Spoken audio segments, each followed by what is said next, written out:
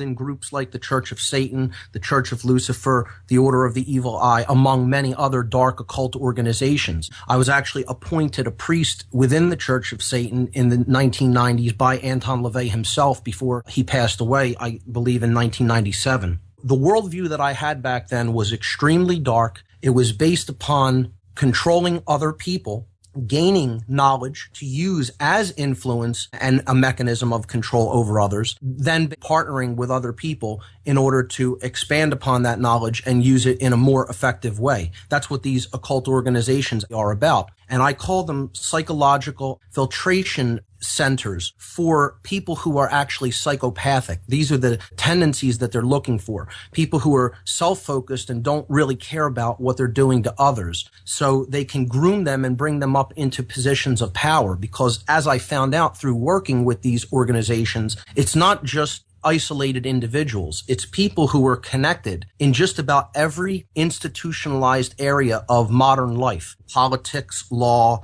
business, finance, education, medicine, you name it.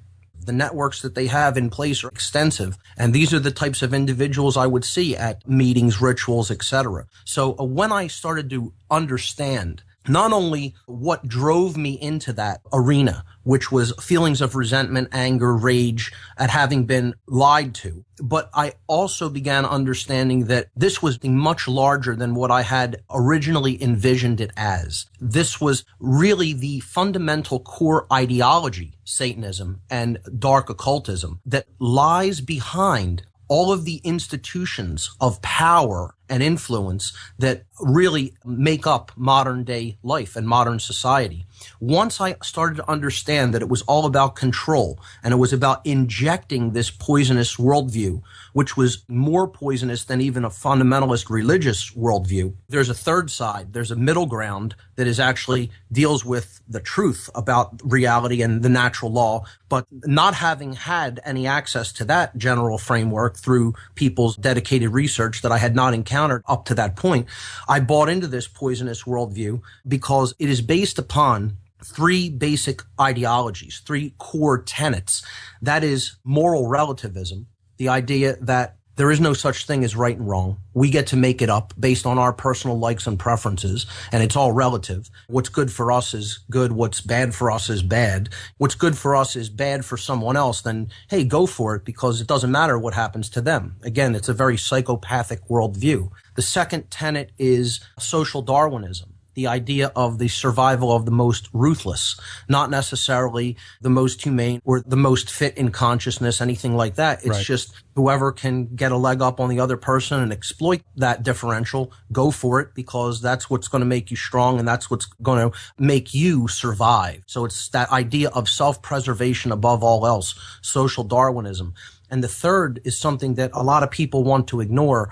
It's something painful that we need to take a look at that has existed throughout human history. And it's something that is one of the core ideologies that runs throughout the world of the dark occult, and that is eugenics. These are individuals who believe that they are superior to other people and that they have ultimately, like a god, the right who gets to live and procreate and who does not. And it's something that forms a basic foundational core ideology of the entire belief system of dark occultism, particularly Satanism and dark Luciferianism. So that's where my background came from, in understanding what those systems of poisoned worldview and ideologies are all about, and how they're attempting to inject that worldview into other people so that they create a total control system based on fear, but most of all based on differential knowledge. In other words, those in the know with knowledge controlling other people who lack the knowledge of the human psyche and the knowledge of self, who have no frame of reference, no ability to defend themselves against these types of attacks and mind control methodologies which they use against them, because they have been kept from the knowledge that those manipulators have had all along. It's a perfect dialectic. It's dialectical mechanics, a mind control technique. You're putting forward something that is ridiculous, the worldview of modern organized religious beliefs and practices, something that people will often see through upon reaching the age of reason and understand that it's farcical and it's there to control human behavior, but most of all to control human perception, to put perception into a small box, a cubicle, and say anything outside of this little cubicle, this little box is off limits for human consumption, for human mental digestion. You don't even look there. Because after all, they're not really teachable. They're just there to be controlled and to be exploited like animals. This system works very effectively because it's like giving the child who doesn't really want to eat their vegetables saying, oh, you have a choice. Would you like mashed potatoes or would you like peas today? And they think that they're making a choice, but really the entire thing is controlled because the parent just wanted them to eat a vegetable regardless of which one they chose with the meal. But giving them that illusion of choice makes them feel like they have some kind of power and they have some kind of a decision about their destiny, when in fact they're being pushed in a similar direction, which is either be a controlled individual or be a controller.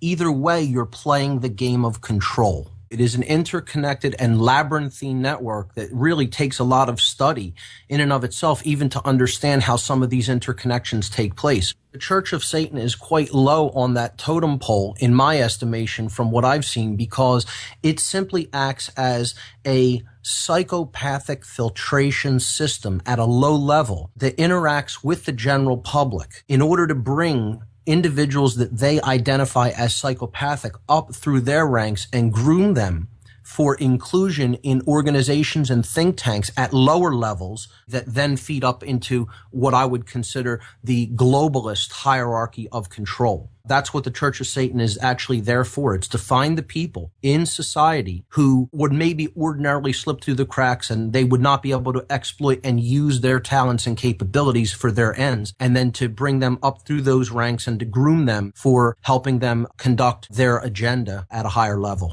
I have often been quoted as saying, until we de-occult this knowledge, in other words, until the knowledge of the occult is no longer occult, until it is brought out into the light of day, and these manipulation techniques are known, and this information has been turned into common sense knowledge, humanity will never be free. We cannot ignore the information of the occult because we think, oh, it's negative. It isn't negative. It's information about how the universe works, how natural law functions, how the human psyche functions, and then it's what we do with that knowledge that makes it either good or bad. Right. So the usage determines whether it's used for order and goodness and propagating freedom throughout society, or whether it's used as a weapon for power, differential advantage, and then creating all kinds of chaos, disorder, and ultimately evil with it. So we look at both the positive aspects of human consciousness and we need to look at the negative. We need to understand the methods of mind control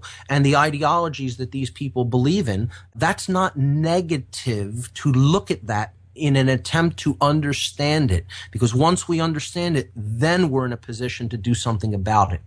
We definitely need to understand the dynamic of human psychopathy. If we don't understand psychopathy, we're missing a gigantic piece of the puzzle as to why the world has been worked into the condition that it currently exists in. Psychopathy is a genetic disorder. It's something that results in a being that is born without the ability to empathize with any other being. It's like an amputee who doesn't have hands. He can't type on a keyboard, not because he may not want to, but because he doesn't have the capacity to, because he no longer has hands. That's what we're talking about. And therefore, to be accepted at all, at any level, by other individuals who would see this as a monstrous condition, and indeed, in many ways, it is a monstrous condition. In order to get along with other people in society or pretend to get along with them, they have to mimic the range of human emotions which they don't have. So they become very good actors. They become very good at influencing other people, at manipulating, because they realize that's the only way that they're going to be accepted at any level in society, because they don't have any feelings for any of their actions, what the consequences of any of their actions are toward other individuals. And that's psychopathy. Unfortunately, there's a secondary form of psychopathy that is learned, or I shouldn't even say learned, it is instilled by conditions the conditioning aspects of what our environment dictates, the current environmental conditions in which we are living. So the mental influence of other people can influence secondary psychopathy. Actual mind control techniques that are willfully directed against other individuals can influence secondary psychopathy. Training techniques like outcome-based education or military or police training can induce secondary psychopathy. Secondary psychopathy is a form of a learned behavior that is dependent upon the environmental conditions in which a being is dwelling. And unless those conditions are changed, it's very difficult for an individual in a state of secondary psychopathy to heal the imbalances that are done to the human brain, because ultimately what this condition of secondary psychopathy does is it destabilizes the neocortical functions of the human brain, which govern compassion and reason. And therefore the person cannot engage in true logical thinking. They can't engage in any real compassion because those parts of the brain are malfunctioning. It is a form of a brain disorder. Many more people than just genetic psychopaths, we've worked ourselves into a position of not caring. And many people try to numb the full range of human emotions out because they realize how uncomfortable the world that we live in happens to be at the current time in history, and they don't want to feel their emotions. So they get hooked on things like SSRI, antidepressant medications, and they're numbing their emotions out by an act of their own choice, which is a dangerous thing to do. I do believe that not with genetic psychopaths, it is not possible to teach them. They literally have the part of them that empathizes. It is not present. So to waste time on a true psychopath is pointless. But secondary psychopathy can be cured if the person is put into somewhat healthy surroundings, meaning healthy mental influences. And over time, the worldview can be shifted and it can be reversed. It can be a painstaking process, and it is one that the individual at some level of their being would have to have some form of desire or will to carry out. Again, if someone's completely resistant and they've totally given over their mind and totally given over their personal responsibility to change and grow, it would be very difficult to even take a secondary psychopath out of that condition. But if the person has an inkling to truly want to do the right thing, not to just do what they've been taught or what they've been commanded, people can be brought out of the condition with care and attention. They can be brought out of the condition of secondary psychopathy.